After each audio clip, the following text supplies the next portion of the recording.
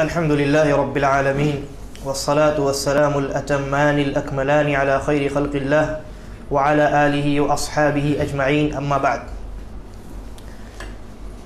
آج کی یہ مجلس ہماری تیسری مجلس ہے یا تیسری نشست ہے نماز کے احکام و مسائل سیکھنے کی، اور ہم اپنی ان مجالس میں نماز کے متعلق کتاب و سنت میں جو مسائل اور احکام وارد ہوئے ہیں ان کو تھوڑی تفصیل کے ساتھ سیکھنے کی کوشش کر رہے ہیں، اور بالخصوص ان مسائل کو اور ان احکام کو جاننے کی کوشش کر رہے ہیں کہ جو عام طور سے ہمارے سامنے درپیش ہوتے ہیں اور عام طور سے لوگ ان مسائل میں غلطی کر جاتے ہیں. چنانچہ ہماری جو گفتگو ہے وہ شروط الصلاح کے متعلق چل رہی تھی کہ نماز میں داخل ہونے کے لیے، نماز کے درست ہونے کے لیے کون کون سے شرائط ہیں. تو ان میں سے اسلام کا تذکرہ ہوا کہ انسان مسلمان ہونا چاہیے. دوسری چیز عقل کا تذکرہ ہوا، یعنی انسان پاگل نہیں ہونا چاہیے بلکہ باشعور ہونا چاہیے. تیسری شرط تمییز، یعنی اگر بچہ ہے تو ضروری ہے کہ اس کی عمر 7 سال سے متجاوز ہو چکے ہو. چوتھی چیز یعنی وہ باشعور ہو چکا ہو، باشعور بچہ اس کو ممیز کہتے ہیں. اور چوتھی چیز نماز کی صحت کے شرط کے لیے وہ طہارت ہے، طہارت حاصل کرنا اور نجاست کو زائل کرنا. ہماری گفتگو اسی نقطے پہ آ کر رکی تھی، اور طہارت کے تعلق سے بہت سارے مسائل ہم نے سیکھے اور جانے تھے. ان میں سے 2-3 مسائل باقی رہ گئے. ان مسائل کو جانیں گے اور پھر اس کے بعد جو اس کے علاوہ اور دیگر شروط ہیں ان پر انشاءاللہ ہماری گفتگو ہوگی. تو جیسا کہ آپ نے جانا کہ نماز کی صحت کے لیے، نماز کے صحیح ہونے کے لیے شرط ہے کہ انسان باوضو ہو، یا اگر وہ حالت جنابت میں تھا تو اس نے غسل کر لیا ہو. ٹھیک ہے. اور میں نے بتایا تھا کہ اگر انسان حالت جنابت میں ہے تو اس کو حدث اکبر کہتے ہیں، اور اگر بے وضو ہے تو ایسی صورت میں اس کو حدث اصغر کہتے ہیں. ان حالات کو، ان دونوں حالات کو میں نے بتایا تھا. اور اس تعلق سے جتنے احکام تھے غالباً ہم نے ان کو سیکھنے کی کوشش کی تھی. ایک مسئلہ تھا کہ اگر امام نے نماز پڑھائی اور نماز پڑھانے کے بعد اس کو یاد آیا کہ کیا حکم ہے اور مقتدیوں کے لیے کیا حکم ہے، تو بیان ہوا تھا کہ جو امام ہے جب اس کو یاد آئے تو اس پر واجب ہے کہ وہ طہارت حاصل کرے اور پھر اس کے بعد آ کر اپنی نماز کو دہرائے. اور جو مقتدی ہیں ان کو معذور سمجھتے ہوئے شریعت نے ان کو رخصت دی تھی کہ ان کو دوبارہ نماز دہرانے کی ضرورت نہیں ہے. لیکن اگر کسی کو یہ معلوم ہو کہ یہ جو امام ہے جس کے پیچھے میں نماز ادا کرنے جا رہا ہوں وہ انسان حالت طہارت میں نہیں ہے، یا تو بے وضو ہے یا حالت جنابت میں ہے، تو ایسی صورت میں اس انسان کی نماز اگر اس نے اس کے پیچھے پڑھ لیا ہے تو اس کی بھی نماز باطل ہے، اس کو بھی نماز دہرانی پڑے گی. لیکن ایک تیسرا مسئلہ ہے وہ یہ کہ امام بے وضو تھا، اس نے نماز پڑھائی. نماز پڑھانے کے بعد مقتدی جو ہے ان میں سے بعض کو یا تمام کو یہ علم ہو گیا کہ ابھی ابھی ہم نے جس امام کے پیچھے نماز ادا کی ہے اس انسان نے حالت طہارت میں ہماری امامت نہیں کی ہے. نماز کے بعد مقتدیوں کو معلوم ہوا، تو اب مقتدیوں کی نماز کا کیا حکم ہے؟ کیونکہ امام تو نماز دہرائے گا واجبی طور پر، لیکن مقتدیوں کی نماز کا کیا حکم ہے؟ پہلی جو صورت تھی اس میں مقتدیوں کو معلوم نہیں تھا، نماز کے بعد بھی نہیں معلوم ہوا، نماز کے بعد بھی نہیں معلوم ہوا کہ یہ جو امام ہے یہ وضو سے نہیں ہے یا حالت طہارت میں نہیں. لیکن اس صورت میں نماز کے بعد مقتدیوں کو معلوم ہو گیا، نماز مقتدیوں نے پڑھ لی، اب مقتدیوں کو یہ معلوم ہوا کہ ابھی ابھی ہم نے جن کے پیچھے نماز ادا کی ہے وہ تو غسل کرنے گئے اور وہ حالت طہارت میں نہیں تھے. تو سوال یہ ہے کہ مقتدیوں کا کیا حکم ہے؟ کیا وہ نماز دہرائیں گے یا نہیں دہرائیں گے؟ جی دہرائیں گے.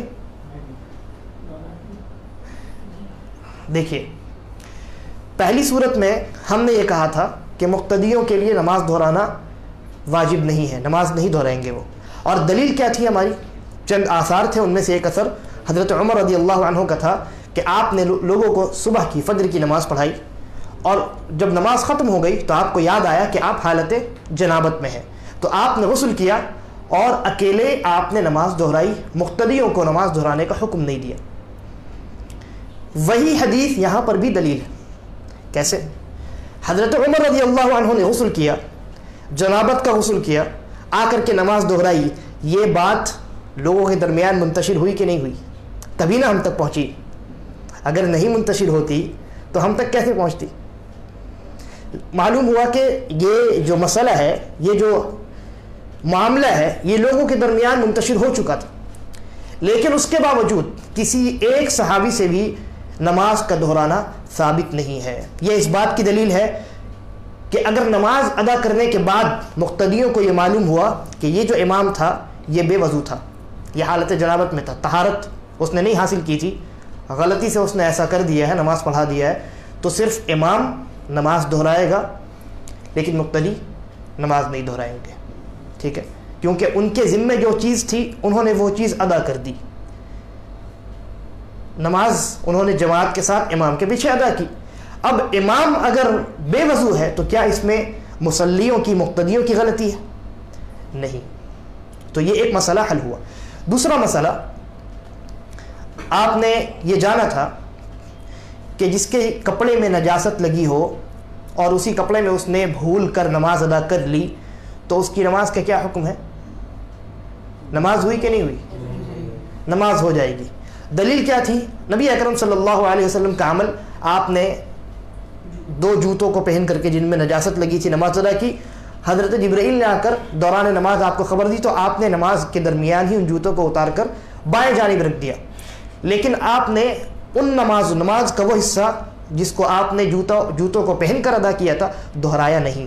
یہ اس بات کی دلیل ہے کہ اگر بھول کر نجاست کپڑے میں لگی ہو اور انسان نے نماز اسی حالت میں جاری رکھی ہو, بھول کر نہیں پتہ, تو اس کی نماز ہو جائے گی. لیکن اگر انسان کو اس بات کا علم ہو جائے دوران نماز کہ میرے کپڑے میں نجاست لگی ہے, تو اس کے اوپر کیا کرنا واجب ہے؟ یہاں 2 شکلیں. پہلی شکل یہ کہ کسی انسان کو دوران نماز اس بات کا علم ہوا کہ میرے کپڑے میں نجاست لگی ہے, اور وہ اس بات پر قادر ہے کہ دوران نماز اس کپڑے کو اتار کر نماز سے باہر رکھ سکتا ہے, اس کپڑے کو اپنے سے دور کر سکتا ہے. جیسے نبی اکرم صلی اللہ علیہ وسلم نے اپنے جوتوں کو اتار کر باہر رکھ دیا, اور پیر جو ہے یہ سطر میں نہیں آتا, تو جوتوں کو اتارنا نماز میں ذرہ برابر مضر نہیں ہے. لہذا اگر ایسے کپڑے میں نجاست لگی ہے کہ اس کپڑے کو انسان دوران نماز اتار سکتا ہے, مثلا میں نے ٹوپی پہنی ہے, جب میں نے نماز شروع کی تو پڑھتے پڑھتے کسی نے کہا کہ آپ کے ٹوپی میں نجاست لگی, تو ایسی صورت میں ٹوپی کو اتاروں گا اور دور رکھ دوں گا. ٹھیک ہے, لیکن اگر کسی ایسے کپڑے میں نجاست لگی ہو کہ اس کپڑے کو اتارنا ممکن نہ ہو, مثلا کسی نے پائجامہ پہنا ہے اور اس پائجامے میں نجاست لگی ہے, اور دوران نماز اس کو علم ہوا کہ میرے پائجامے میں نجاست لگی ہے, تو اب وہ کیا کرے گا؟ شیخ ابن عثیمین رحمہ اللہ کہتے ہیں کہ ایسی صورت میں چونکہ وہ انسان اس نجاست کو دور نہیں کر سکتا, اور نجاست کی حالت میں نماز کو جاری رکھنا جائز نہیں ہے, لہذا اس انسان پر واجب ہے کہ وہ نماز سے خارج ہو جائے, نماز سے نکل جائے, انصراف کر جائے, اور پھر اس کے بعد کپڑے کو چینج کرے اور دوبارہ وہ نماز ادا کرے. یاد رکھیے کپڑے میں نجاست لگنے سے وضو نہیں ٹوٹتا. ٹھیک ہے, بعض لوگ یہ سمجھتے ہیں مثلا کوئی بیت الخلا گیا اور پیشاب کا ایک چھینٹا اس نے دیکھا کہ میرے کپڑے میں لگ گیا ہے. اب وہ آ کر کے مکمل غسل کرتا ہے. کیا ضرورت ہے غسل کرنے کی؟ آپ کا نہ وضو ٹوٹا نہ آپ کی طہارت ختم ہوئی. ہاں آپ نے جو کپڑا پہنا ہے اس کپڑے میں نجاست لگی ہے, لہٰذا جہاں نجاست لگی ہے اگر آپ کو بالضبط معلوم ہے تو اس کپڑے کو وہاں پر پکڑ کر دھو لیں. اور اگر اتنا معلوم ہے کہ نجاست لگی ہے, کہاں لگی ہے یہ نہیں پتا, تو اس کپڑے کو آپ چینج کر لیں. لیکن اس سے وضو نہیں ٹوٹتا. تو چنانچہ اگر کسی انسان نے دوران نماز اس بات کو جانا کہ میرے کپڑے میں نجاست لگی ہے اور اس کپڑے کو وہ اتارنے پر قادر نہیں دوران نماز, تو کیا کرے گا؟ نماز سے نکل جائے گا, کپڑا چینج کرے گا, اور اگر کپڑے سے ہوتے ہوئے نجاست اس کے جسم میں بھی لگ گئی ہے تو جسم کو بھی صاف کرے گا, اور پھر اس کے بعد دوسرا کپڑا پہنے گا اور نماز میں داخل ہو جائے گا. یعنی نماز کو دوبارہ از سر نو ادا کرے گا. اسی طریقے پر ایک اور مسئلہ ہے کہ انسان حالت جنابت میں چلا گیا, اور میں نے آپ کو بتایا تھا کہ انسان جنوبی کب ہوتا ہے, کون کون سی چیزیں ہیں جن کی وجہ سے انسان جنوبی ہو جاتا ہے. مثلا ایک مثال لیتے ہیں, کسی انسان کو احتلام ہو گیا, نائٹ فال. اب ایسی صورت میں اس انسان کے اوپر کیا واجب ہے؟ غسل واجب ہے. لیکن مان لیجئے کہ وہ جس جگہ ہے اس جگہ پانی موجود نہیں ہے, تو وہ کیا کرے؟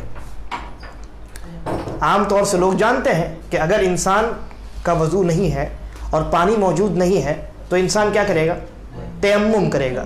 لیکن انسان حالت جنابت میں آ چکا ہے اور پانی موجود نہیں ہے, یہاں اس پر وضو واجب نہیں تھا بلکہ غسل واجب تھا, لیکن پانی موجود نہیں ہے, غسل کیسے کرے؟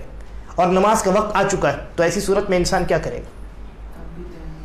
جی ہاں, جواب یہ ہے کہ انسان اس حالت میں بھی تیمم کرے گا, کیونکہ اللہ رب العالمین نے سورہ مائدہ میں جو آیت ہے, یا ایھا الذین آمنوا اذا قمتم الی الصلاۃ, اے ایمان والو جب نماز کے لیے کھڑے ہو, اور پھر تفصیلات ہیں, تو اس میں اللہ رب العالمین نے دونوں قسم کے دونوں حدثوں کو ذکر کیا.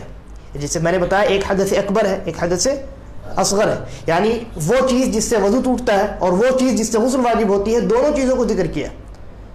ٹھیک ہے, کہ مثلا کوئی انسان اگر ٹوائلٹ جائے یا کوئی انسان اپنی بیوی سے جمع کر لے, دونوں چیزوں کو اللہ رب العالمین نے ذکر کیا. پھر اس کے بعد کہا کہ اگر تمہیں پانی نہ ملے فتیمموا صعیدا طیبا, تو پاک مٹی سے تیمم کر لو. یہ اس بات کی دلیل ہے کہ اگر انسان حالت جنابت میں بھی جا چکا ہے اور پانی موجود نہیں ہے, یا پانی کا استعمال اسے منع ہے, اس کو نقصان دے سکتا ہے, ڈاکٹر نے منع کیا ہے, پانی نہیں استعمال کر سکتا وہ, تو ایسی صورت میں وہ انسان تیمم کر, کسی بھی وجہ سے, جنابت کی وجہ سے یا وضو نہیں تھا اور پانی موجود نہیں ہو, تو اس نے تیمم کیا. ظہر کی نماز ادا کی, ظہر کا وقت ختم ہو گیا, عصر کا وقت داخل ہوا اور تب بھی پانی موجود نہیں, تو کیا وہ اسی پرانے تیمم سے عصر کی نماز بھی ادا کرے گا, یا دوبارہ عصر کی نماز کے لیے تیمم کرے گا؟ کیا کرے گا؟ جی پانی موجود نہیں, میں نے کہا پانی موجود نہیں. عصر کے ظہر کے وقت میں اس نے تیمم کیا, پانی موجود نہیں. عصر کے وقت میں بھی پانی موجود نہیں ہے اور عصر کا وقت داخل ہو چکا ہے, نماز اس کو پڑھنی ہے. تو سوال یہ ہے کہ کیا وہ دوبارہ تیمم کرے گا یا اسی تیمم سے وہ عصر کی نماز بھی ادا کر سکتا ہے؟ جی ہاں, اسی تیمم سے وہ عصر کی نماز بھی ادا کرے گا, کیونکہ تیمم جو ہے اس کے تعلق سے اللہ رب العالمین نے کہا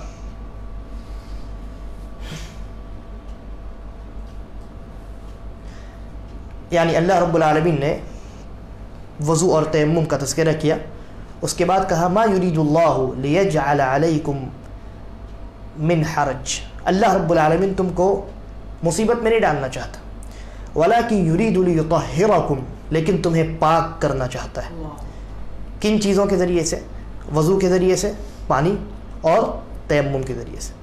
تو علماء نے کہا کہ اس آیت میں دلیل ہے کہ تیمم مطہر ہے, تیمم یہ پاک کرنے والی چیز ہے.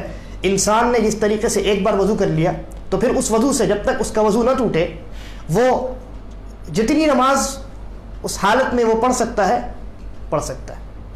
تو تو اسی طریقے پر اگر اس نے تیمم کر لیا اور اس حالت میں جب تک وہ باقی ہے یعنی وضو نہیں ٹوٹا تو ایسی صورت میں وہ تیمم اس کے لیے کافی ہوگا, دوبارہ تیمم کرنے کی ضرورت نہیں ہے.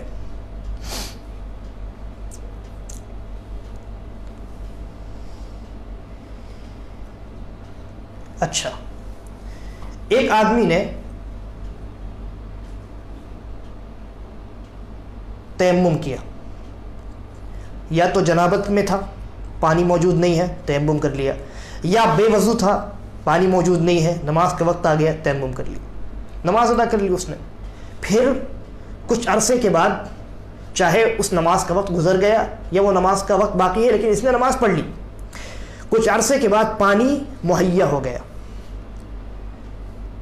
تو ایسی صورت میں اس انسان کے لیے کیا حکم ہے؟ جواب یہ ہے کہ اس انسان کے لیے صرف اتنا حکم ہے کہ وہ دوبارہ پانی کا استعمال کرے, گرچہ اس نے نماز ادا کر لی لیکن اس انسان کے لیے ضروری ہے کہ وہ پانی کا استعمال کرے, اور یا تو غسل کر لے اگر غسل واجب تھا, یا وضو کر لے اگر اس کے اوپر وضو کرنا تھا. مثال کے طور پہ ایک مریض ہے اور حالت مرض میں وہ حالت جنابت میں چلا گیا, ٹھیک ہے, مثلا مریض تھا ہاسپٹل میں ہے, ڈاکٹرز نے پانی استعمال کرنے سے منع کیا ہے اور اسی دوران اس کو احتلام ہو گیا تو حالت جنابت میں چلا گیا.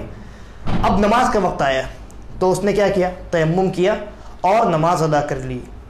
کچھ عرصے کے بعد, ایک دن دو دن ایک مہینہ, جب بھی کچھ عرصے کے بعد اس کا جو مرض ہے وہ ختم ہو گیا, وہ انسان تندرست ہو گیا اور پانی استعمال کرنا اس کے لیے جائز ہو گیا. تو اب اس مریض پر یہ واجب ہے کہ وہ پہلی فرصت میں پانی کا استعمال کرے, پہلی فرصت میں پانی کا استعمال کرے, کیونکہ تیمم یہ پانی کے بدل میں ہے. جب پانی نہیں ہے یا پانی پر قدرت نہیں ہے تو ایسی صورت میں تیمم ہے, لیکن جب پانی مہیا ہو گیا تو اب تیمم ختم اور اب آپ کو پانی کا استعمال کرنا ہے.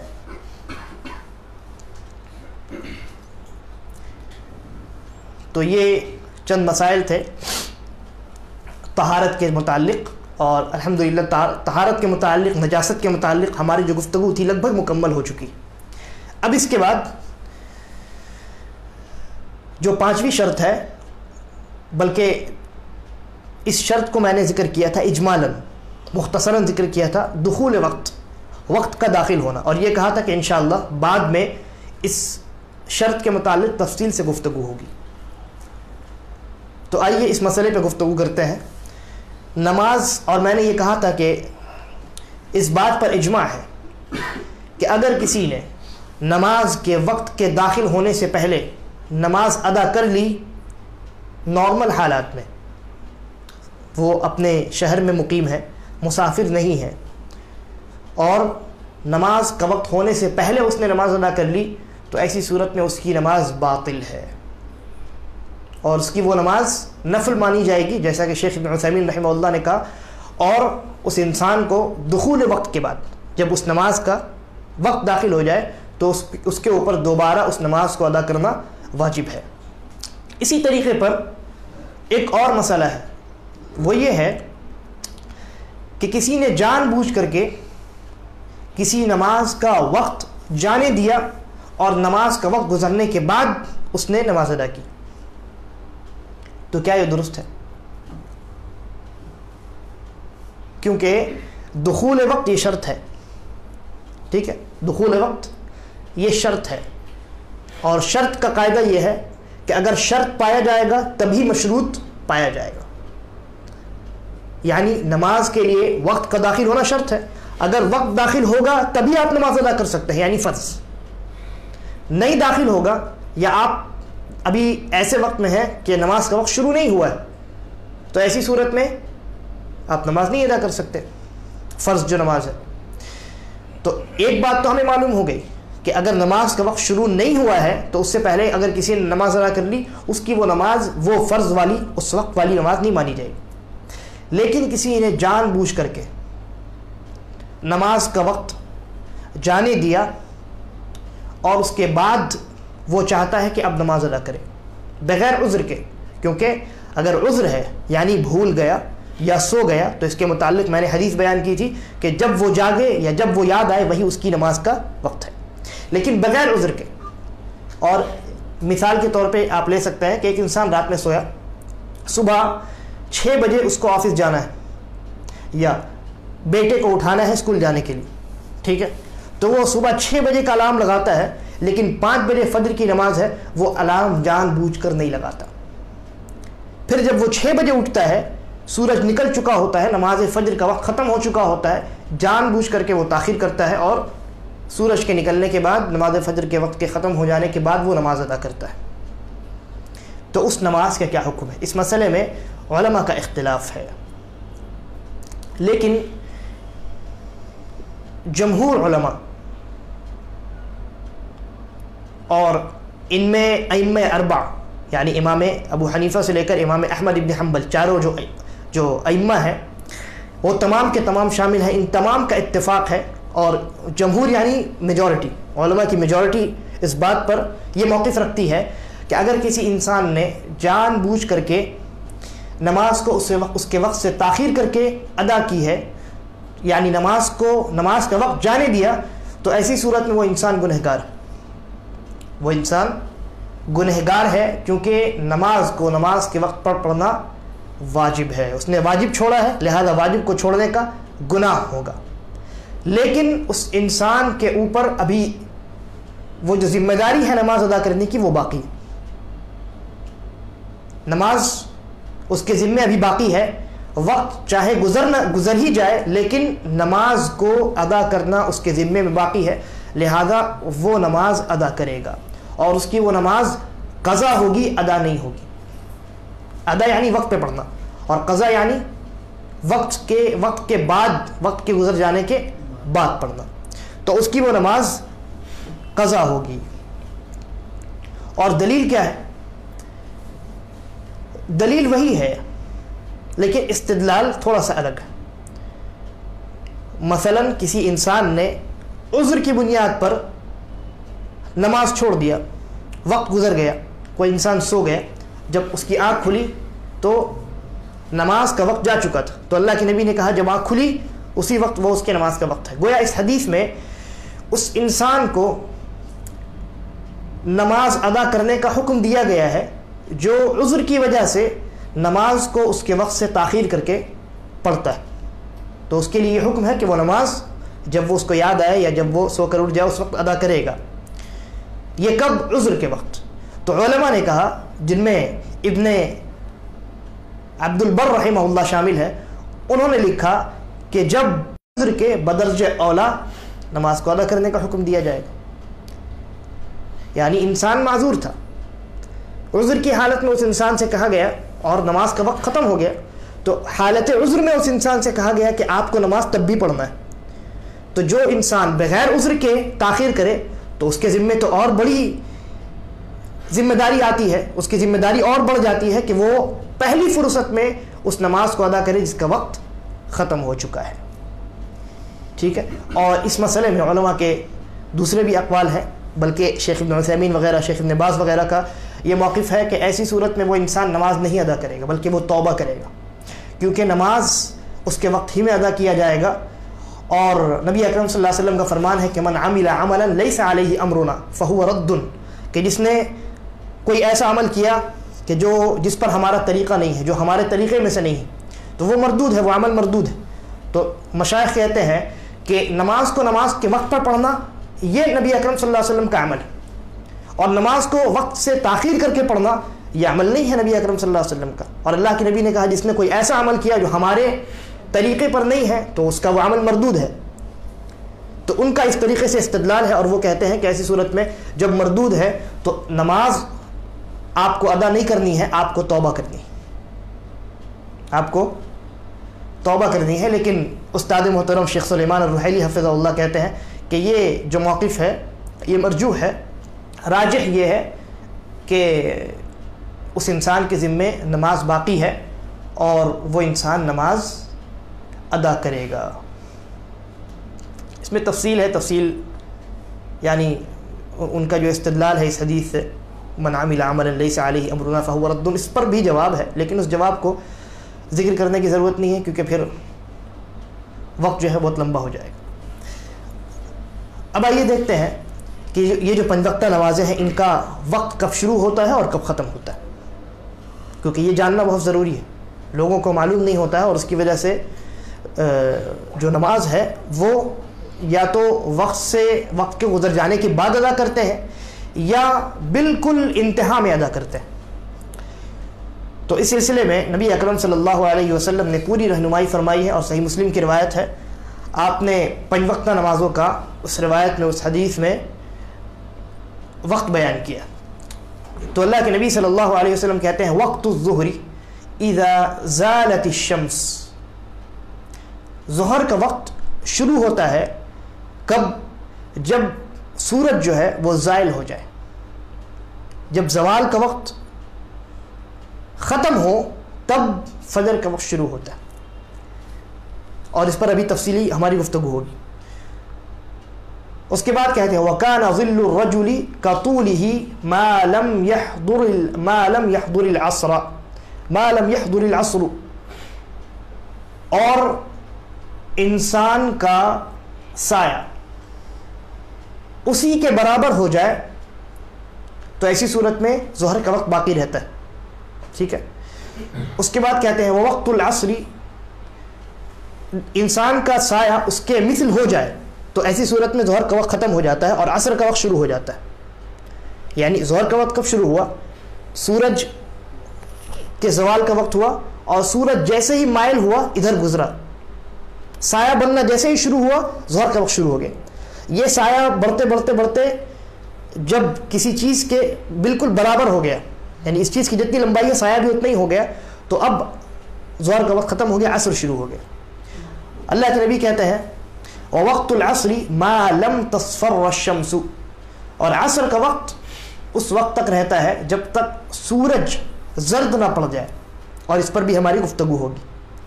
وَوَقْتُ صَلَاةِ الْمَغْرِبِ مَا لَمْ يَغِبِ الشَّفَقُ، اور مغرب کا وقت یعنی عصر کا وقت آپ نے جانا کہ جب سورج زرد ہو جائے تو عصر کا وقت ختم ہو جاتا ہے، ٹھیک ہے، لیکن حقیقت میں عصر کا وقت سورج کے غروب ہونے پر ختم ہوتا ہے، ابھی اس پر ہماری گفتگو ہوگی۔ اور پھر جیسے ہی سورج غروب ہوا مغرب کا وقت شروع ہو گیا۔ اس کے بعد اللہ کے نبی نے کہا وقت صلاۃ المغرب ما لم یغب الشفق، اور مغرب کا وقت اس وقت تک رہتا ہے جب تک آسمان پر ایک سرخی ہوتی ہے، سورج کے غروب ہونے کے بعد ایک سرخی ہوتی ہے، لال رنگ آسمان پہ باقی رہتا ہے، تو جب وہ لال رنگ وہ سرخی ختم ہو جائے تو مغرب کا وقت ختم ہو جاتا ہے اور عشاء کا وقت شروع ہو جاتا ہے۔ اس کے بعد کہتے ہیں وَوَقْتُ صَلَاةِ الْعِشَاءِ إِلَى نِصْفِ اللَّيْلِ الْأَوْسَطِ، اور عشاء کا وقت شروع ہو گیا، وہ جو شفق ہے، وہ جو سرخی ہے وہ ختم ہوئی آسمان سے، تو عشاء کا وقت شروع ہو گیا۔ پھر عشاء کا وقت کب تک رہتا ہے؟ اللہ کے نبی کہتے ہیں آدھی رات تک، آدھی رات تک عشاء کا وقت رہتا ہے۔ وَوَقْتُ صَلَاةِ الصُّبْحِ مِن طُلُوعِ الْفَجْرِ مَا لَمْ تَطْلُعِ الشَّمْسُ، اور صبح کا وقت طلوع فجر سے، جب صبح صادق شروع ہوتی ہے، صبح صادق، اور ایک ہوتی ہے صبح کاذب، ٹھیک ہے، صبح کاذب جو ہوتی ہے اس میں ہلکی روشنی ہوتی ہے پھر ختم ہو جاتی، لیکن صبح صادق جو ہوتی ہے وہ جو روشنی شروع ہوتی ہے وہ بالترتیب یعنی وقت کے گزرنے کے ساتھ بڑھتی جاتی ہے اور پھر سورج نکل جاتا ہے، ٹھیک ہے، تو وہ صبح صادق، اس صبح صادق کی بات ہو رہی ہے۔ اللہ کے نبی نے کہا کہ وَوَقْتُ صَلَاةِ الصُّبْحِ مِن طُلُوعِ الْفَجْرِ، صبح کا وقت جو ہے یہ شروع ہوتا ہے صبح صادق سے، فجر کا طلوع ہونا یعنی صبح صادق کا طلوع ہونا، مَا لَمْ تَطْلُعِ الشَّمْسِ، جب تک سورج طلوع نہ ہو جائے، جیسے ہی سورج طلوع ہوا فجر کا وقت ختم ہو گیا۔ فَإِذَا طَلَعَتِ الشَّمْسِ، تو جب سورج نکل جائے، فَأَمْسِكْ عَنِ الصَّلَاةِ، تو نماز مت پڑھو، نماز سے رک جاؤ، کیوں؟ فَإِنَّهَا تَطْلُعُ بَيْنَ قَرْنَيْ شَيْطَانٍ، اس لیے کہ سورج شیطان کے دو سینگوں کے درمیان سے طلوع ہوتا ہے، ٹھیک ہے۔ تو یہ جو وقت ہے فجر کا وقت جب ختم ہو جاتا ہے، سورج نکل جاتا ہے، تو اس کے بعد تقریباً 20 منٹ کا عرصہ ہوتا ہے، اس عرصے میں نماز پڑھنے سے منع کیا گیا، اس پر ہماری انشاءاللہ گفتگو ہوگی کہ کون کون سے اوقات ہیں جن میں نماز پڑھنے سے منع کیا گیا ہے۔ اب آئیے ان اوقات پر تفصیلی گفتگو کرتے ہیں اور اس کو اچھے سے سمجھنے کی کوشش کرتے ہیں۔ سب سے پہلے اللہ کے نبی صلی اللہ علیہ وسلم نے ظہر کا وقت بتایا اور کہا کہ وقت الظہر اذا زالت الشمس، جب سورج زائل ہو جائے، ٹھیک ہے، زوال کا وقت شروع ہوا اور جیسے ہی زائل ہوا، سایہ بننا جیسے ہی شروع ہوا، ظہر کا وقت شروع ہو گیا، ٹھیک ہے۔ اور یہ کب تک رہتا ہے؟ جب تک اس چیز کا سایہ اسی کے برابر نہ ہو جائے، یعنی یہ چیز ہے، اس کا سایہ، یہ سایہ شروع ہوا بڑھتے بڑھتے بڑھتے، جب اس چیز کی جتنی لمبائی ہے اتنے ہی سایہ ہو جائے تو ظہر کا وقت ختم ہو جاتا ہے اور عصر کا وقت شروع ہو جاتا ہے۔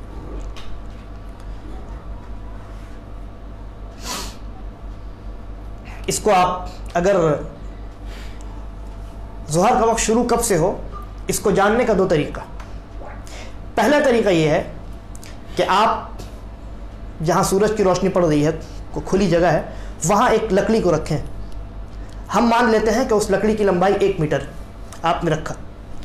سورج جب بالکل سیدھے میں ہوتا ہے تو اس چیز کا کوئی سایہ نہیں ہوتا، اس لکڑی کا کوئی سایہ نہیں ہوگا، یعنی جب ایگزیکٹ زوال کا وقت ہوگا تو اس لکڑی کا کوئی سایہ نہیں بنے گا، ٹھیک ہے۔ اس کے بعد فوراً ہی اس لکڑی کا سایہ بننا فوراً شروع ہوگا، تو جیسے ہی سایہ بننا شروع ہو، ظہر کا وقت شروع ہو گیا۔ اب وہ جو سایہ بننا شروع ہوا ہے، وہاں سے لے کر جب تک اس سایہ کی لمبائی، کیونکہ اس لکڑی کی لمبائی کتنی ہے؟ 1 میٹر، جب تک اس سایہ کی لمبائی 1 میٹر نہیں ہو جاتی ہے، ظہر کا وقت باقی رہتا ہے۔ جیسے ہی 1 میٹر مکمل ہوئی، یعنی وہ سایہ اس لکڑی کے برابر ہو گیا، ظہر کا وقت ختم ہو گیا، عصر کا وقت شروع ہو گیا۔ یہ پہلا طریقہ ہوا۔ اچھا، دوسرا طریقہ یہ ہے کہ یہ جو زوال کا وقت ہے، یہ کب ہوتا ہے؟ جب سورج بالکل بیچوں بیچ ہوتا ہے، یہاں سے سورج طلوع ہوا اور یہاں اس کو غروب ہونا ہے، جب بیچ میں سورج آتا ہے تو ظاہر سی بات ہے سایہ کہاں بنے گا، ٹھیک ہے۔ تو اس کو معلوم کرنے کا طریقہ یہ ہے کہ آپ دیکھیں سورج کے طلوع ہونے کا وقت کتنا ہے اور سورج کے غروب ہونے کا وقت کتنا ہے، اور پھر ان دونوں کو 2 سے تقسیم کر دیں، جو جواب ہوگا وہی ظہر کے وقت کی ابتدا ہے۔ مثلا اگر ہم مان لیتے ہیں کہ صبح سورج جو ہے وہ صبح 6 بجے طلوع ہوتا ہے اور شام میں 6 بجے غروب ہو جاتا ہے، تو ایسی صورت میں زوال کا وقت کب ہوگا؟ جی ہاں، 12 بجے، ٹھیک ہے۔ تو جب 12 بجے گا تو ظہر کا وقت شروع ہوگا۔ بہت آسان۔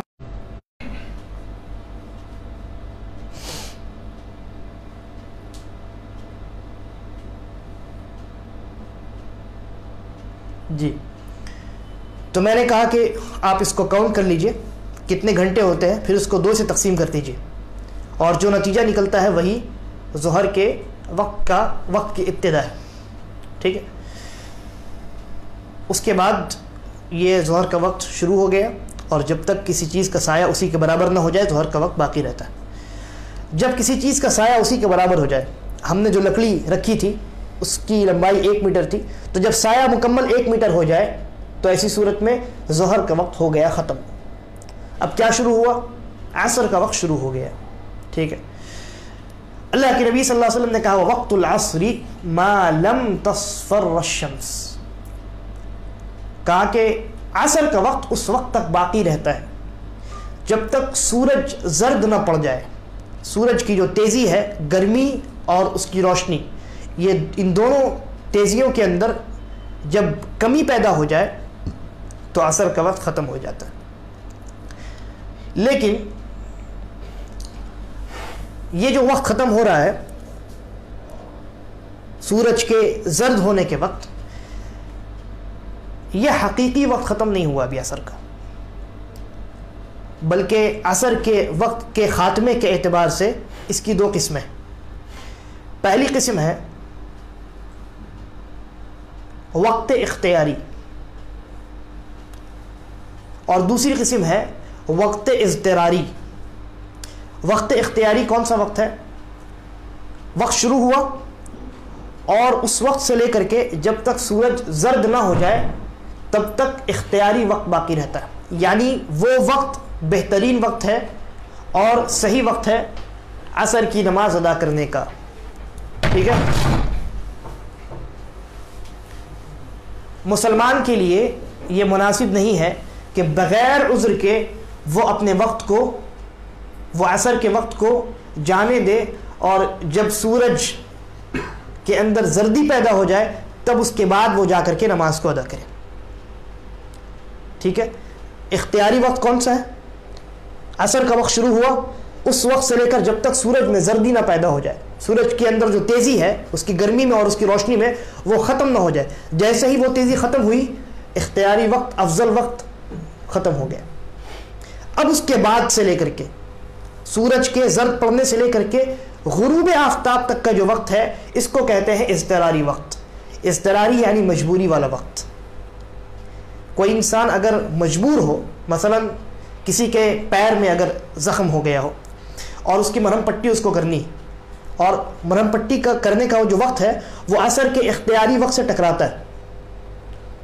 ٹھیک ہے. اگر وہ اس وقت نہیں کرے گا تو پھر اس کو مشقت پریشانی ہو سکتی ہے. تو ایسی صورت میں اس کے لیے جائز ہے کہ وہ اس وقت مرہم پٹی کر لے اور پھر اس کے بعد جب مجبوری والا وقت جو شروع ہوگا سورج کے زرد پڑنے کے بعد وہ اس وقت میں عصر کی نماز ادا کر لے تو اس کی نماز عصر کے وقت میں مانی جائے گی.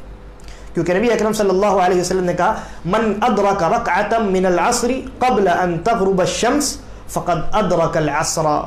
یہ بخاری کی روایت.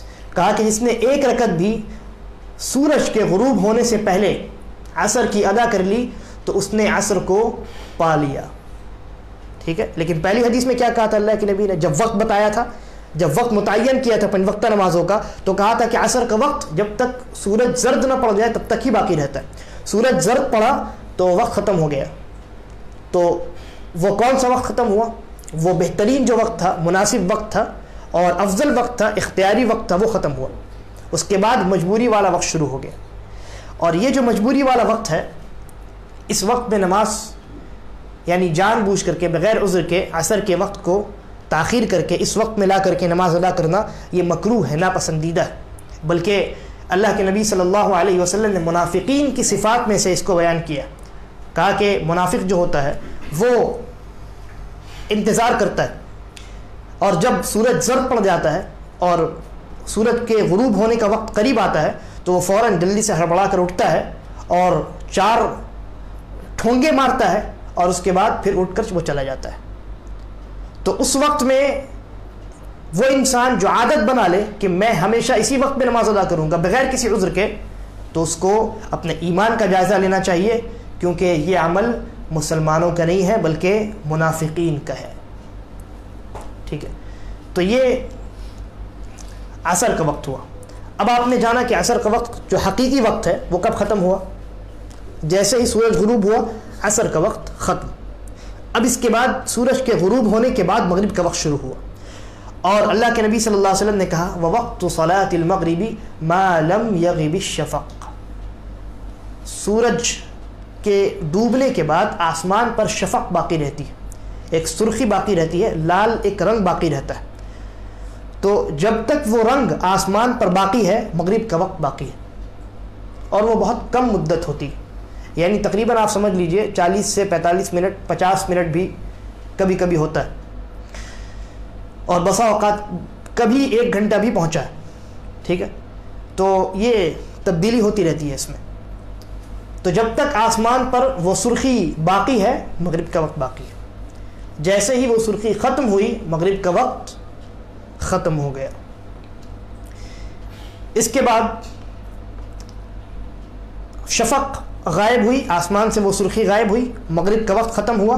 اب عشاء کا وقت داخل ہو گیا. جیسے ہی مغرب ختم ہوئی عشاء فوراً داخل ہوا. اب عشاء کا وقت اس وقت سے شروع ہوا، لیکن عشاء کا وقت باقی کب تک رہتا ہے؟ اس مسئلے میں لوگ غلط فہمی کا شکار ہیں. لوگ یہ سمجھتے ہیں کہ پوری رات یہ عشاء کا وقت ہے، جبکہ یہ درست نہیں ہے. اللہ کے نبی صلی اللہ علیہ وسلم نے کیا کہا؟ وَوَقْتُ صَلَاةِ الْعِشَاءِ إِلَى نِصْفِ اللَّيْلِ الْأَوْسَطِ. کہا کہ عشاء کا وقت آدھی رات تک باقی رہتا ہے.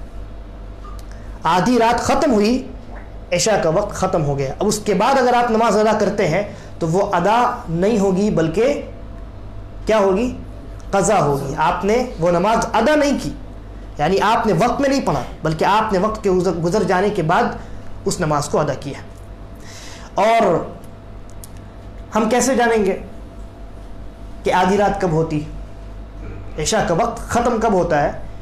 یہ ہم کو کیسے معلوم ہوگا؟ دیکھیے، یہ جو میں نے ابھی بتایا، ظہر کا وقت بتایا، عصر کا وقت بتایا، مغرب کا وقت بتایا، عشاء کا وقت بتایا. تو ظہر سے لے کر مغرب تک ان تینوں نمازوں کے اوقات آج کل بہت آسانی سے انسان معلوم کر سکتا ہے، کیونکہ بہت سارے اپلیکیشنز مارکیٹ میں موجود ہیں. اس میں شروع ہونے کا وقت اور ختم ہونے کا وقت لکھا ہوتا ہے. ٹھیک ہے، لیکن عشاء کا وقت کب شروع ہو رہا ہے یہ تو لکھا ہوتا ہے، لیکن کب ختم ہو رہا ہے یہ آپ کو کسی اپلیکیشن میں نہیں ملے گا. تو ضروری ہے کہ ہم جانیں کہ کب عشاء کا وقت ختم ہوتا ہے. اور نہیں جاننے کی وجہ سے بہت سارے لوگ ایسے وقت میں عشاء کی نماز ادا کر رہے ہوتے ہیں کہ وقت جو ہے اصل عشاء کا وہ ختم ہو چکا ہوتا ہے. تو اس کو جاننے کا طریقہ یہ ہے کہ آپ دیکھیں کہ سورج کب غروب ہو رہا ہے. سورج کے غروب ہونے کا وقت نوٹ کر لیں، اور اس کے بعد صبح صادق کب نکل رہا ہے، کب طلوع ہو رہا ہے. سورج کے نکلنے کی بات نہیں ہو رہی ہے، غور سے سورج کے غروب ہونے کا وقت نوٹ کیجئے، اور صبح صادق کے طلوع ہونے کا وقت آپ نوٹ کیجئے. ٹھیک ہے، صبح صادق جیسا کہ میں نے بتایا یہ سورج کے نکلنے سے پہلے، رات کے ختم ہونے کے بعد آسمان میں ایک روشنی ہونی شروع ہوتی. ٹھیک ہے، اور وہ روشنی لگاتار بڑھتی جاتی اور پھر آخر میں سورج نکل آتا ہے. تو اس کو صبح صادق کہتے ہیں، یعنی حقیقت میں وہ روشنی صبح والی روشنی. اور اس سے ٹھیک پہلے ایک روشنی اور نکلتی ہے، وہ صبح کاذب ہوتی، وہ نکلتی ہے غائب ہو جاتی، تو اس کا اعتبار نہیں. تو آپ نوٹ کریں گے جب سورج غروب ہو رہا ہے وہ وقت، اور جب صبح صادق طلوع ہو رہا ہے وہ وقت، دونوں آپ نے نوٹ کر لیا. ہاں، اب اس کے بعد ان دونوں کو تقسیم کر دیجیے. حقیقت میں یعنی سوال یہ پیدا ہوگا کہ آپ نے یہ کہا کہ جب سورج غروب ہو اس کو نوٹ کیجیے، یہ کیوں نہیں کہا کہ جب سورج طلوع ہو تو اس کو نوٹ کیجیے پھر دونوں کو تقسیم کیجیے؟ تو جواب یہ ہے کہ اللہ کے نبی نے کہا نصف اللیل، آدھی رات. یہ جو رات ہے یہ حقیقت میں صبح صادق تک ہی باقی رہتی ہے، کیونکہ صبح صادق میں یعنی صبح صادق کے طلوع ہونے کا کیا مطلب ہے؟ روشنی نکل گئی. جب روشنی آئی تو تاریکی گئی، تاریکی کو تو ہم رات کہتے ہیں. فجر طلوع شمس کا اعتبار نہیں کریں گے، سورج کے نکلنے کا اعتبار نہیں کریں گے. تو آپ سورج کے غروب ہونے کا وقت نوٹ کیجئے اور صبح صادق کا وقت نوٹ کیجئے، اور پھر اس کے بعد دو حصے میں اس کو تقسیم کر دیجئے. تو جو جواب آئے گا وہ عشاء کا آخری وقت ہے. ٹھیک ہے، مثلا اگر سورج غروب ہوتا ہے 5 بجے، ٹھیک ہے، اور صبح صادق طلوع ہوتی ہے 5 بجے، تو آدھی رات کتنے بجے ہوگی؟ 11 بجے. 11 بجے ہے نا، 11 بجے عشاء کی نماز کا وقت ختم. اب ہمارے بہت سارے جو تجارتی بھائی ہوتے ہیں، بزنس مین جو ہوتے ہیں یا دکان وغیرہ سنبھالتے ہیں، وہ ان کو گھر پہنچتے پہنچتے 12 بجتا ہے. پھر وہ گھر پہنچتے ہیں اور پھر اس کے بعد عشاء کی نماز ادا کرتے ہیں. تو کتنا زیادہ امکان ہے ان کی نماز کے چھوٹ جانے کا، ہے نا؟ کیونکہ وہ یہ سمجھ رہے ہوتے ہیں کہ عشاء کا وقت تو پوری رات ہے، آرام سے پڑھیں گے، جب تک فجر نہ ہو جائے تب تک عشاء پڑھ سکتے ہیں.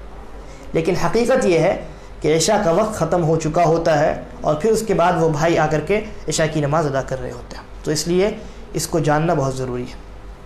اب یہ جو 4 نمازیں ہوئیں ظہر سے لے کر عشاء تک، آپ نے دیکھا یہ چاروں نمازیں پے در پے ایک دوسرے سے ملی ہوئی. ایک کا وقت ختم ہوتا ہے، دوسرا کا وقت شروع ہوتا ہے، دوسرا کا ختم ہوتا ہے، تیسرا شروع ہوتا ہے، تیسرا ختم ہوتا ہے، چوتھا شروع ہوتا ہے.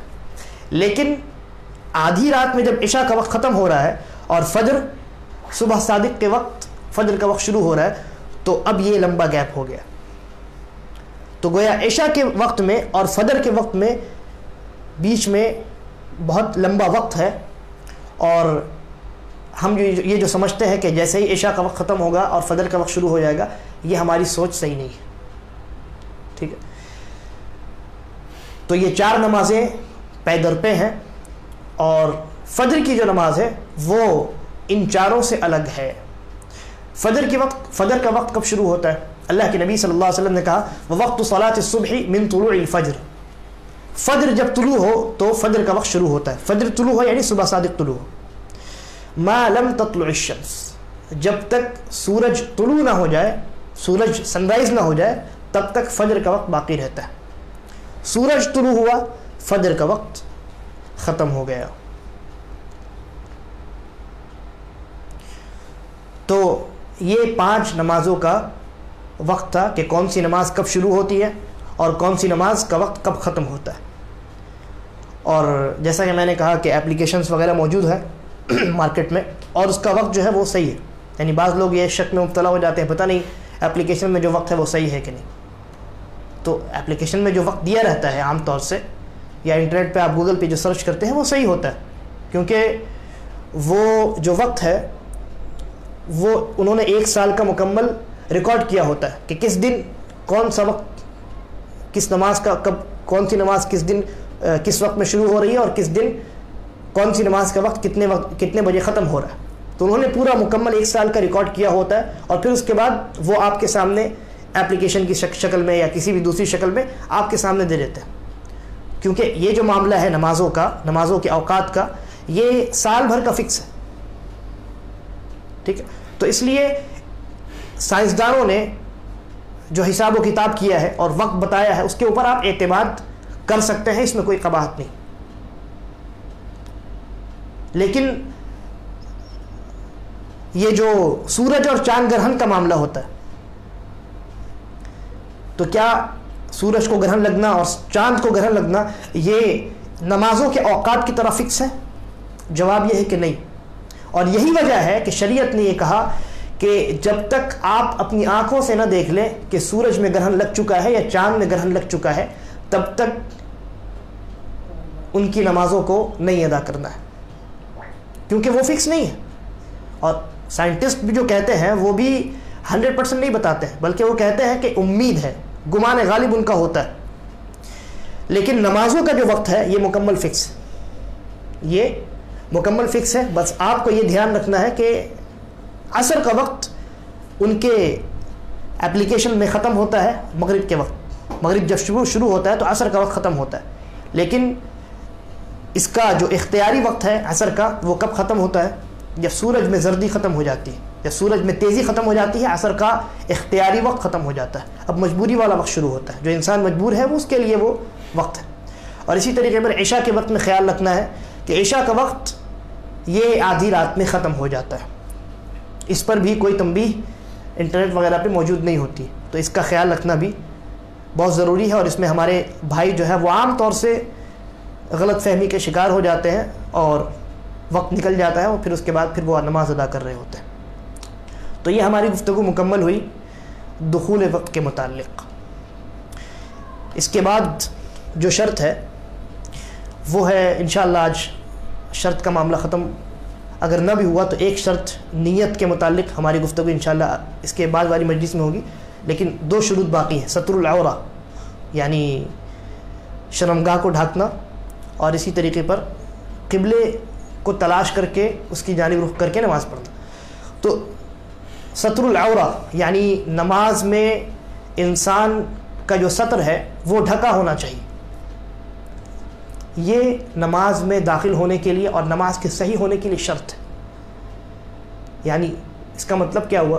اگر کسی انسان نے ایسی حالت میں نماز شروع کر دی ہے کہ اس کا سطر کھلا ہے تو اس کی نماز نہیں ہوگی. اور مرد کا سطر کیا ہے؟ مرد کا سطر ناف سے لے کر گھٹنے تک کا پورا حصہ ہے. اور نماز جب مرد ادا کرے تو اس کے لیے سنت ہے کہ وہ اپنے کندھوں کو بھی ڈھانک لے.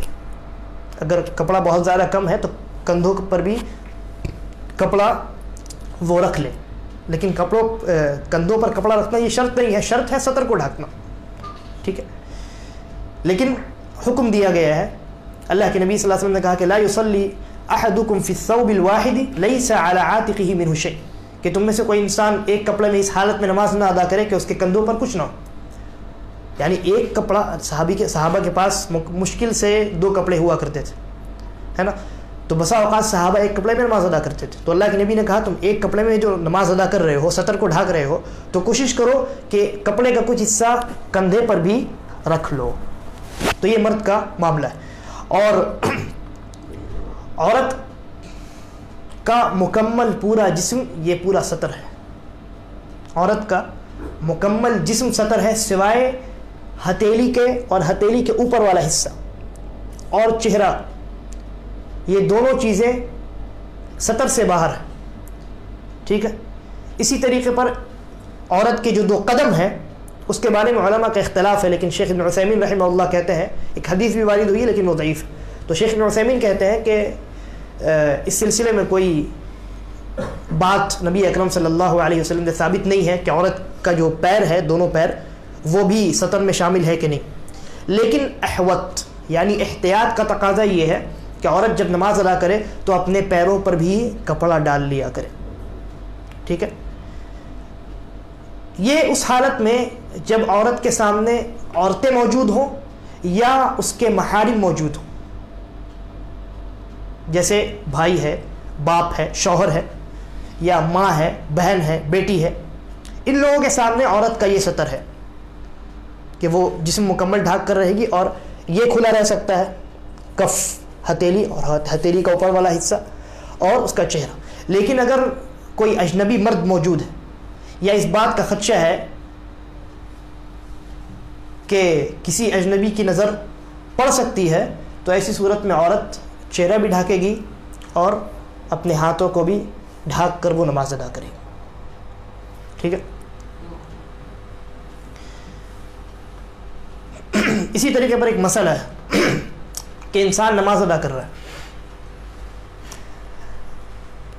بسا اوقات ایسا ہوتا ہے، آپ نے بھی مساجد میں دیکھا ہوگا، بعض بھائی ہمارے ہوتے ہیں، اللہ ان کو معاف کرے، وہ جب رکوع میں جاتے ہیں یا سجدے میں جاتے ہیں تو اوپر وہ جو شرٹ وغیرہ پہنے ہوتے ہیں وہ تھوڑا اوپر اٹھ جاتا ہے، اور نیچے جو پینٹ وغیرہ پہنے ہوتے ہیں وہ تھوڑا نیچے چلا جاتا ہے، تو سطر کا حصہ کھل جاتا ہے نا، اور بسا اوقات زیادہ بھی کھل جاتا ہے. تو ایسی صورت میں، اور آپ کو یہ معلوم ہے کہ سطر کو ڈھانکنا یہ شروط میں سے، تو ایسے لوگوں کی نمازوں کا کیا حکم ہے؟ جواب یہ ہے کہ یہاں 2 چیزوں کو یاد رکھیے. شیخ الاسلام ابن تیمیہ رحمہ اللہ نے یہ قاعدہ بیان کیا. شیخ کہتے ہیں اگر زیادہ بھی کھلا ہے لیکن بہت قلیل مدت کے لیے کھلا ہے، پہلی چیز کی مثال تھوڑا سا حصہ کھلا ہے، وہی وہ اس طرح کے جو لوگ ہوتے ہیں نماز پڑھتے ہیں ان کا تھوڑا سا حصہ کھل جاتا ہے، اور زیادہ حصہ کھلا ہے لیکن قلیل مدت کے لیے. مثلا کوئی انسان لنگی پہنا ہوا ہے، اور بسا اوقات آپ دیکھیں گے لنگی بعض لوگوں کی سلی ہوئی نہیں ہوتی ہے نا، بعض لوگ بغیر سلی ہوئی لنگی پہنتے ہیں، تو ہوا کے چلنے کی وجہ سے سامنے اگر کوئی ٹیبل فین لگا ہو اور انسان نماز پڑھ رہا ہو تو ہوا کے آنے کی وجہ سے لنگی اس کی تھوڑی کھل جاتی ہے اور گھٹنے کا اوپر کا حصہ یہ ظاہر ہونے لگتا ہے. لیکن وہ جو حصہ کھلتا ہے اگر وہ قلیل مدت کے لیے کھلے، یعنی وہ ان کا جو سطر ہے وہ ظاہر ہوا اور پھر انہوں نے ڈھانپ لیا اس کو، تو ان دونوں صورتوں میں انسان کی نماز باطل نہیں ہوگی. ٹھیک ہے. دلیل کیا ہے؟ عمرو ابن سلمہ رضی اللہ عنہ صحابی ہیں، وہ کہتے ہیں کہ میں چھوٹا بچہ تھا اور اپنے قوم میں سب سے زیادہ قرآن یاد کرنے والا تھا، تو میری قوم نے مجھے امامت کے لیے آگے بڑھایا. تو میں جب نماز ادا کر رہا تھا تو دوران نماز بسا اوقات میرا سطر کھل جاتا، تو پیچھے سے عورتوں نے آواز دی کہ اپنے امام کے سطر کو ڈھانپو. پھر اس کے بعد وہ کہتے ہیں کہ قوم والوں نے میرے لیے مکمل ایک جبہ سل دیا. جب میں نماز ادا کرنے کے لیے امامت کے لیے کھڑا ہوتا تو وہ مکمل جبہ پہنتا اور پھر لوگوں کو نماز پڑھاتا. تو یہ بات نبی اکرم صلی اللہ علیہ وسلم کی موجودگی میں، یعنی آپ باحیات ہیں، وحی کا سلسلہ جاری ہے اور یہ واقعہ درپیش ہے، اور اللہ رب العالمین کی جانب سے اور نبی اکرم صلی اللہ علیہ وسلم کی جانب سے ایسی کوئی بات منقول نہیں ہے کہ آپ نے یہ حکم دیا ہو کہ نمازوں کو دہراؤ. ٹھیک ہے. تو یہ اس بات کی دلیل ہے کہ اگر تھوڑی سی مقدار میں سطر ظاہر ہوتا ہے یا اگر زیادہ ظاہر ہو گیا لیکن بہت قلیل مدت کے لیے تو ایسی صورت میں نماز باطل نہیں ہوتی. لیکن اگر زیادہ وقت کے لیے سطر کھل گیا تو ایسی صورت میں نماز باطل ہو جائے گی. اس انسان کو دہرانی پڑے گی وہ نماز. ٹھیک ہے. یہاں بعض لوگ تساہل برتتے ہیں, لاپرواہی برتتے ہیں کہ بعض لوگ ایسے ہوتے ہیں جو ہاف پینٹ میں نماز ادا کر لیتے ہیں. وہ یہ سمجھتے ہیں کہ بس صرف شرمگاہ کو ڈھانکنا یہی واجب ہے, اور یہ جو ران ہے گھٹنے سے پہلا گھٹنے سے کمر سے لے کر کے گھٹنے تک کا جو حصہ ہے, وہ یہ سمجھتے ہیں کہ اس کو اگر ہم نے گھٹنے سے پہلے تک ڈھانک لیا, تھوڑا سا حصہ کھلا ہے تو کوئی حرج نہیں. اور بہت سارے ایسے بھائی بھی ہیں جو اسی حالت میں معاشرے میں گھومتے پھرتے ہیں. تو ان کے لیے عرض ہے, اللہ کے نبی صلی اللہ علیہ وسلم کی حدیث ہے, آپ نے کہا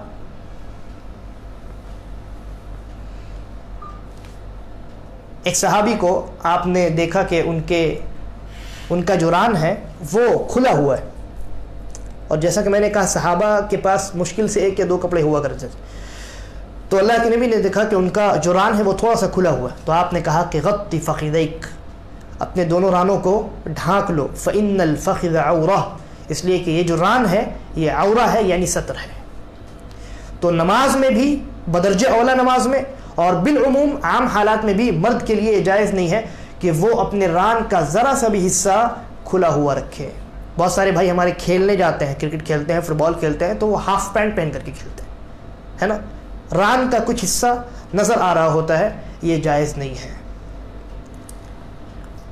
اس کے بعد کا جو مسئلہ ہے وہ ہے استقبال القبلہ, قبلے کی جانب رخ کرنا. یہ نماز کے شرائط میں سے, اگر کسی انسان نے جان بوجھ کر کے کسی اور جانب رخ کر کے نماز ادا کر لی تو اس کی نماز باطل ہو جائے گی, نہیں ہوگی, کیونکہ اللہ رب العالمین نے کہا فولی وجہک شطر المسجد الحرام, اپنا رخ مسجد حرام یعنی وہ مسجد جو خانہ کعبہ کے ارد گرد بنائی گئی ہے اس کے جہت میں اس کی جانب رخ کر کے آپ نماز ادا کرو. یہ اللہ رب العالمین کا فرمان ہے. اور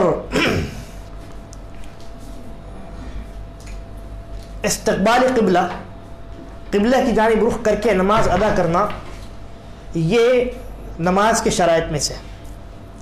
لیکن کچھ ایسے حالات ہیں جن میں یہ رخصت دی گئی ہے کہ اگر کسی انسان نے کسی اور جانب رخ کر کے نماز ادا کر لی تو اس کی نماز ہو جائے گی, عام حالت میں نہیں. کچھ الگ سے خاص حالات ہیں جن میں یہ معاملہ ہے. وہ کون کون سے حالات ہیں؟ سب سے پہلی حالت ہے کہ انسان استطاعت نہیں رکھتا کہ وہ قبلے کی جانب رخ کر کے نماز ادا کرے. مثلا کوئی انسان بیمار ہے اور اس کا رخ قبلے کی جانب نہیں ہے اور نماز کا وقت آ چکا ہے, اور کوئی ایسا انسان بھی موجود نہیں ہے جو اس کو گھما کر کے قبلے کی جانب کر دے,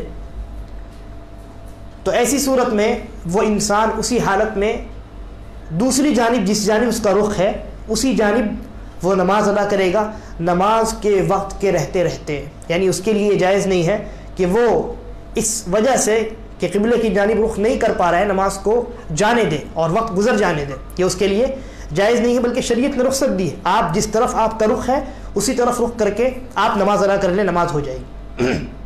کیونکہ اللہ رب العالمین نے کہا فاتقوا اللہ ما استطعتم, اللہ سے اپنی استطاعت کے مطابق ڈرو اور خوف کھاؤ اور تقوی اختیار کرو.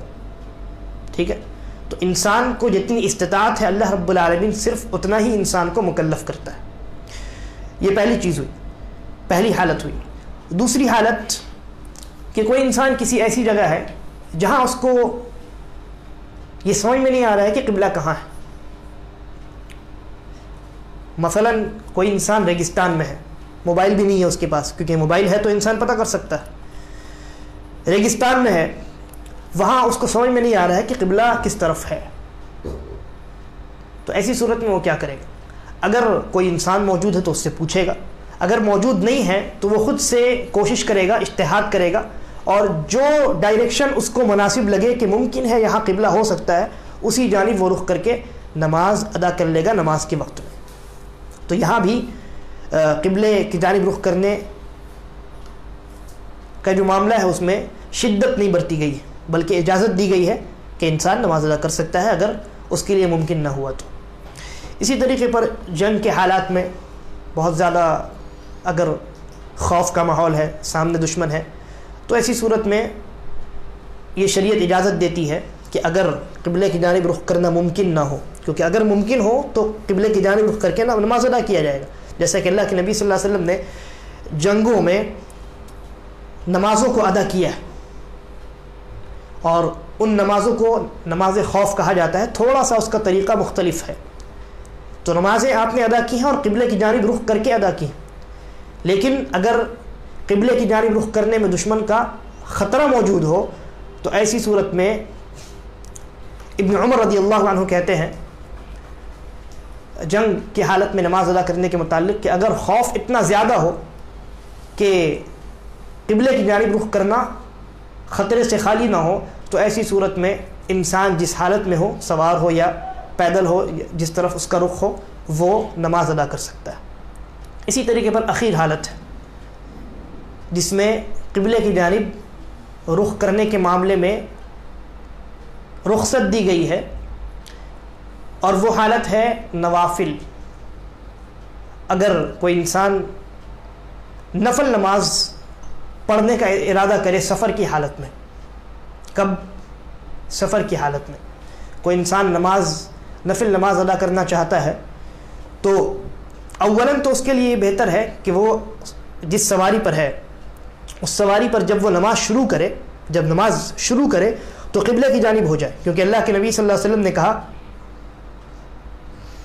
اللہ کے نبی صلی اللہ علیہ وسلم کے متعلق مروی ہے کہ ان النبی صلی اللہ علیہ وسلم کان اذا اراد ان يتطوع على ناقته، کہ اللہ کے نبی صلی اللہ علیہ وسلم سفر میں جب آپ اپنی اونٹنی پر سوار ہوتے اور نفل نماز پڑھنے کا ارادہ کرتے، استقبل بها القبلہ فکبر، تو اپنی اونٹنی کو قبلے کی جانب گھماتے اور اللہ اکبر کہہ کر نماز میں داخل ہو جاتے، ثم صلى حيث وجهه ركابه، پھر ان کی سواری جہاں چلی جاتی، جس رخ ہو جاتی، اللہ کے نبی نماز کی حالت میں ہوتے اور اسی حالت میں نماز ادا کرتے جاتے۔ تو اولاً تو یہ کہ انسان اگر سفر کی حالت میں ہے، سواری پر سوار ہے، نماز کا وقت آ چکا ہے یا نہیں، فرض کی بات نہیں ہو رہی، سواری پر سوار ہے اور نفل ادا کرنا چاہتا ہے، تو ایسی صورت میں اس کے لیے بہتر یہ ہے کہ وہ پہلے اپنا رخ قبلے کی طرف کر لے، پھر اس کے بعد نماز شروع کرے، پھر سواری کدھر بھی گھوم جائے کوئی فرق نہیں پڑتا۔ اور اگر کوئی انسان ایسا نہیں کرتا ہے بلکہ وہ نفل نماز شروع کرتا ہے تو کسی دوسری جانب اس کا رخ ہوتا ہے، سواری چل رہی ہے اور کسی دوسری جانب رخ کر کے اس نے نفل نماز شروع کر دی، تو اس میں بھی کوئی قبل ٹرین پہ ہے، نماز کا وقت آ گیا اور وہ فلائٹ جب لینڈ ہوگی یا وہ ٹرین جب رکے گی تو ایسی صورت میں اس وقت یہ جس نماز کا وقت داخل ہو چکا ہے وہ وقت ختم ہو جائے گا، کیونکہ اگر فلائٹ کے اترنے کے بعد تک نماز کا وقت باقی رہے یا ٹرین کے رکنے کے بعد تک نماز کا وقت باقی رہے تو وہ انسان انتظار کرے گا، جب فلائٹ سے وہ لینڈ کر جائے گا، ٹرین رک جائے گی، اترے گا اور تب وہ نماز ادا کرے گا قبلہ رخ ہو کر کے۔ لیکن یہاں بات ہو رہی ہے کہ فلائٹ جب لینڈ کرے گی تو نماز کا وقت ختم ہو جائے گا۔ مثلا کوئی انسان فلائٹ پہ بیٹھا فجر کے پہلے، ٹھیک ہے، اس کی 3 بجے بیٹھا، اس کی فلائٹ لینڈ کرے گی تقریباً 7 بجے اور فجر کا وقت ختم ہو جائے گا 5 بجے، تو ایسی صورت میں وہ انسان کیا کرے؟ تو اس انسان کے لیے یہ اجازت دی گئی ہے کہ وہ انسان اجتہاد کرے، یعنی کوشش کرے کہ اگر نماز کی ابتدا میں اس کا رخ قبلے کی جانب ہو سکے، کیونکہ ہر وقت یہ ممکن نہیں ہے، فلائٹ میں ممکن نہیں ہے، البتہ ٹرین میں ممکن ہے، موبائل وغیرہ کا زمانہ ہے تو انسان دیکھ سکتا ہے کہ کس طرف قبلہ ہے، اور وہ نماز شروع کر دے، پھر اس کی سواری جہاں بھی گھوم جائے انشاءاللہ کوئی گناہ کا معاملہ نہیں ہے، اور شریعت کی جانب سے اس کو رخصت ہے، کیونکہ اللہ رب العالمین نے کیا کہا؟ فاتقوا اللہ ما استطعتم، جتنی استطاعت ہے انسان اتنا ہی اللہ سے ڈرے، اللہ کا تقوی اختیار کرے۔ لا یکلف اللہ نفسا الا وسعها، انسان کی وسعت، انسان کی طاقت سے زیادہ اللہ رب العالمین انسان کو مکلف نہیں کرتا۔ تو شریعت جو ہے ہماری بہت آسان ہے، بہت آسان ہے، اور شریعت کے ہر ایک حکم میں اللہ رب العالمین نے آسانی رکھی ہے، اور یہ آسانی رکھنا یہ اس بات کی دلیل ہے کہ ہمارا رب ہم سے کتنا زیادہ محبت کرتا ہے۔ یہ اللہ رب العالمین کی رحمت کی بہت بڑی دلیل ہے کہ اس نے ہر ایک معاملے میں انسان کو رخصت دی ہے۔ آپ یہ نہیں کر سکتے، یہ کر لیجئے، یہ نہیں کر سکتے، یہ کر لیجئے، کتنی سہولیات ہیں۔ تو یہ اللہ رب العالمین کی رحمت کی دلیل ہے اور اسلام کی خصوصیات میں سے ہے۔ ایک اور مسئلہ جو میں نے پچھلے درس میں ہی ذکر کیا تھا کہ میں اس کو بیان کروں، لیکن اس کو میں نے چھوڑ دیا، انشاءاللہ اس کو پھر ممکن ہے کہ اگلے درس میں بیان کروں کہ فاسق اور مبتدع امام کے پیچھے نماز کا کیا حکم ہے نا، کیونکہ وقت ہمارا ختم ہو چکا ہے۔ تو انشاءاللہ اگلے درس میں اس موضوع پر گفتگو ہوگی، اور پھر اس کے بعد جو ارکان ہیں، واجبات ہیں، اس میں ہم انشاءاللہ داخل ہوں گے۔ اللہ تبارک و تعالی سے دعا ہے کہ وہ ہمیں صحیح سمجھ کی توفیق عطا فرمائے، نماز کے احکام و مسائل کو اچھے طریقے سے سیکھنے اور پھر اس کے بعد اس پر عمل کرنے کی توفیق عطا فرمائے، اور ہمارا خاتمہ بالخیر کرے۔ آمین۔ وصلی اللہ علی نبینا وسلم۔